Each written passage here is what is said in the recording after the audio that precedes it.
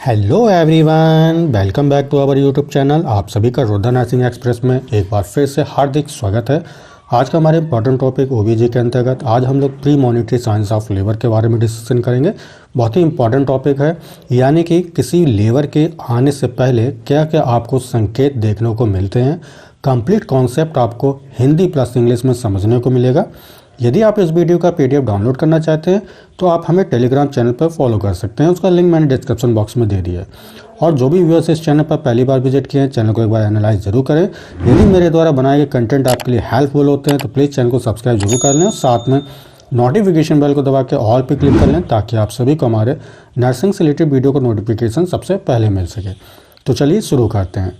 तो premonitory signs of labour में सबसे फर्स्ट हमारा पॉइंट है, it is also known as a signs of pre labour या signs of early stage of labour. याद रखिएगा, premonitory signs of labour को हम साइंस ऑफ प्री लेबर या signs of early stage of labour के नाम से भी जानते हैं, राइट। चलिए नेक्स्ट हमारा पॉइंट है, it is useful to determine the true labour. ठीक है, वास्तविक पीड़ा। ये वास्तविक पीड़ा को निर्धारित करने में pre monetary signs of labour का हम यूज़ करते हैं। क्लियर है। चलिए अगला हमारा पॉइंट है, in primary gravida premonitory signs of labour occur 2 और 3 weeks before from the true labour. ठीक है, अगर हम प्राइमरी ग्रेविडा की बात करते हैं तो premonitory signs of labour जो है ये ट्रू लेबर से लगभग 2 या 3 सप्ताह पहले आपको देखने को मिलते हैं। ठीक है, याद रखिएगा प्राइमरी ग्रेविडा यहाँ क्या होता है, ऐसी महिला जिसने पहली बार गर्भधारण किया हो तो ऐसी महिलाएं क्या कहलाती हैं, प्राइमरी ग्रेविडा कहलाती हैं। क्लियर है। चलिए अगला हमारा पॉइंट है, in multi gravida premonitory signs of labour occur some days before from a true labour. यानी कि अगर हम मल्टी ग्रेविडा में बात करते हैं कि जब वास्तविक पीड़ा यहाँ पे स्टार्ट होती है तो ये आपको साइन कब देखने को मिलेंगे, तो याद रखिएगा वास्तविक पीड़ा से कुछ ही दिन पहले जो है आपको pre monetary signs of labour देखने को मिलेंगे, राइट।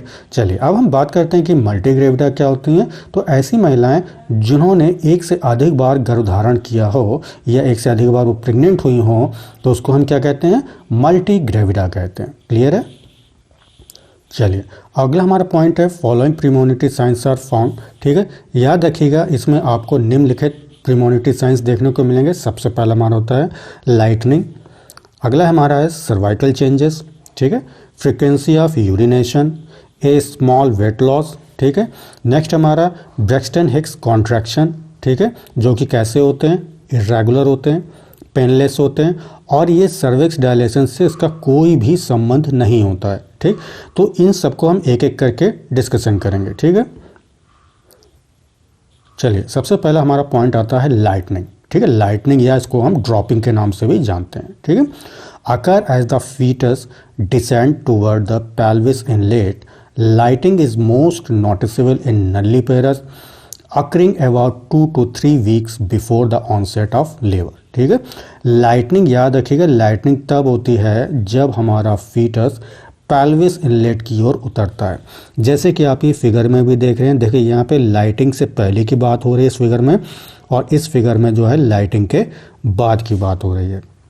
ठीक है, तो होता क्या है कि लाइटिंग में जब बेबी का हेड, ठीक है, फीमेल की जो पेल्विस इनलेट होती है, देखिए ये क्या है हमारा फीमेल की पेल्विस इनलेट है। ठीक है, जब इनलेट में उसका हेड इंटर करता है या उतरता है तब इस कंडीशन को हम क्या कहते हैं, लाइटनिंग कहते हैं। ठीक है, नल्लीपेरस में, नल्लीपेरस कौन होती हैं, ऐसी महिलाएं जिन्होंने अभी तक जीवित बच्चे को जन्म नहीं दिया है। ठीक है, तो उनको हम क्या कहते हैं, नल्लीपेरस कहते हैं। ठीक है, मैंने आपको बताया भी था नल्ली अगर वर्ड लग जाए तो उसका मतलब होता है बिल्कुल नहीं। ठीक है, तो लाइटनिंग सबसे अधिक होता है इसमें, आपको नल्लीपेरस में देखने को मिलेगा। और ये कब शुरू होता है, तो याद रखिएगा प्रसव की शुरुआत से लगभग 2 से 3 सप्ताह पहले जो है आपको लाइटनिंग देखने को यहाँ पे मिलेगी, राइट। चलिए नेक्स्ट हमारा पॉइंट है, it is a welcome sign in pregnant female that is a baby's head will easily pass out from pelvis. ठीक है, अगर हमने देखा कि जो हमारी लाइटनिंग कंडीशन है, अगर लाइटनिंग कंडीशन की अगर हम बात करते हैं यहाँ पे, तो इसको जो है हम लोग वेलकम साइन के नाम से भी जानते हैं या वेलकम साइन भी इसको कहते हैं। क्यों, ये एक स्वागत चिन्ह होता है जो ये इंडिकेट करता है कि बेबी का जो हेड है वो ईजिली जो है पेल्विस से पास आउट हो जाएगा। बाहर निकल जाएगा, किससे? पेल्विस से। क्लियर है? चलिए नेक्स्ट हमारा पॉइंट है सर्वाइकल चेंजेस। तो dilation and effacement of cervix starts. ठीक है, इसमें क्या होता है, सर्विक्स में डायलेशन स्टार्ट हो जाता है, इफेसिमेंट होना स्टार्ट हो जाता है। ठीक है, डायलेशन का मतलब फैलना।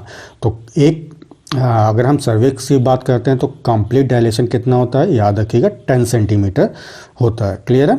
इफेसिमेंट से मतलब क्या होता है, इफेसिमेंट का मतलब होता है थिनिंग। ठीक है, यानी कि सर्विक्स का पतला होना, शॉर्टनिंग होना और सॉफ्ट होना। ठीक है, in preparation for a child birth. किस लिए होता है ये? जिससे कि चाइल्ड बर्थ ईजिली हो सके। राइट, चलो, it allows the baby to move into the birth canal. ठीक है, तो इफेसिमेंट और डायलेशन ये दोनों ही जो है सर्विक्स का इम्पॉर्टेंट पार्ट होता है और बेबी के बर्थ कैनाल में मूवमेंट के लिए ईजिली बनाता है उसको। राइट, चलिए नेक्स्ट है हमारा फ्रीक्वेंसी ऑफ यूरिनेशन। ठीक है, यानी कि बार बार मूत्र त्याग करना। ठीक है, तो इन लाइटनिंग कंडीशन, अगर हम लाइटनिंग कंडीशन की बात करते हैं तो babies head press the urinary bladder.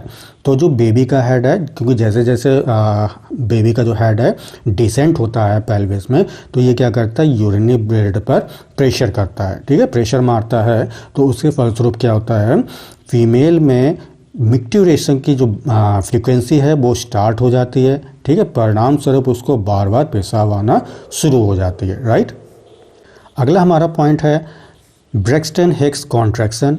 याद रखिएगा, इसको हम फॉल्स लेबर पेन के नाम से भी जानते हैं, क्योंकि हम जानते हैं फॉल्स लेबर पेन एक ये इरेगुलर पेनलेस होता है। ठीक है, इरेगुलर होता है, अनियमित होता है, दर्द रहित होता है और इसका सर्विक्स के डायलेशन से कोई संबंध नहीं होता है। राइट, चलिए अगला हमारा पॉइंट है स्मॉल वेट लॉस। ठीक है, यानी कि महिला का कुछ वेट जो है कम हो जाएगा यहाँ पे।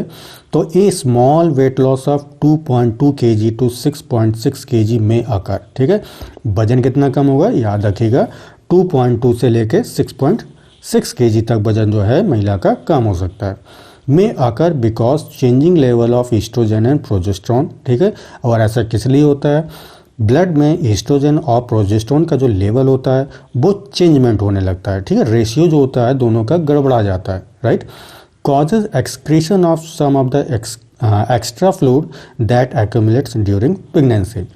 तो ऐसा क्या होता है कि जब मैंने अभी आपको बताया कि एस्ट्रोजन और प्रोजेस्टेरोन का जो लेवल जब गड़बड़ा जाता है या बदल जाता है तो इसके कारण गर्भावस्था के दौरान जमा होने वाला अतिरिक्त तरल पदार्थ का उत्सर्जन होने लगता है। ठीक है, जिससे कि हमारी महिला का जो वेट है वो कम होने लगता है। और कितना कम होगा, 2.2 kg से 6.6 kg तक कम हो जाएगा। क्लियर है?